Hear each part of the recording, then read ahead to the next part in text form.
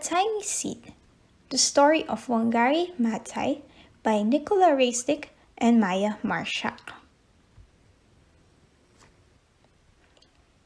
In a village on the slopes of Mount Kenya in East Africa, a little girl worked in the fields with her mother. Her name was Wangari. Wangari loved being outside. In her family's food garden, she broke up the soil with her machete and she pressed tiny seeds into the warm earth.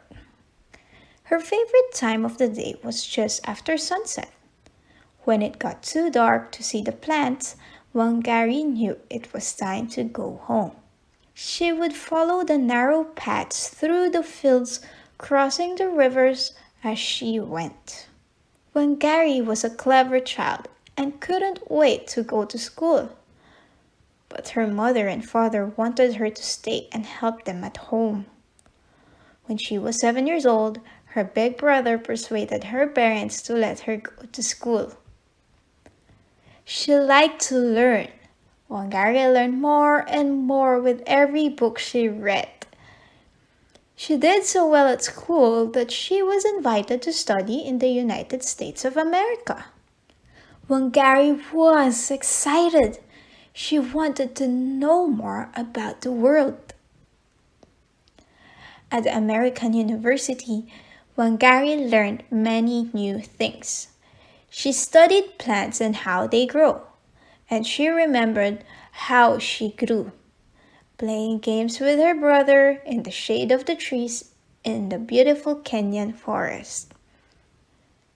The more she learned, the more she realized that she loved the people of Kenya. She wanted them to be happy and free. The more she learned, the more she remembered her African home. When she finished her studies, she returned to Kenya. But her country had changed. Huge farms stretched across the land. Women had no wood to make cooking fires. The people were poor and the children were hungry. Wangari knew what to do. She taught the women how to plant trees from seeds. The women sold the trees and used the money to look after their families. The women were very happy. Wangari had helped them to feel powerful and strong. As time passed, the new trees grew into forest and the rivers started flowing again. Wangari's message spread across Africa. Today, millions of trees have grown from Wangari's seeds. Wangari worked hard. People all over the world took notice and gave her a famous prize. It is called the Nobel Peace Prize, and she was the first African woman ever to receive it.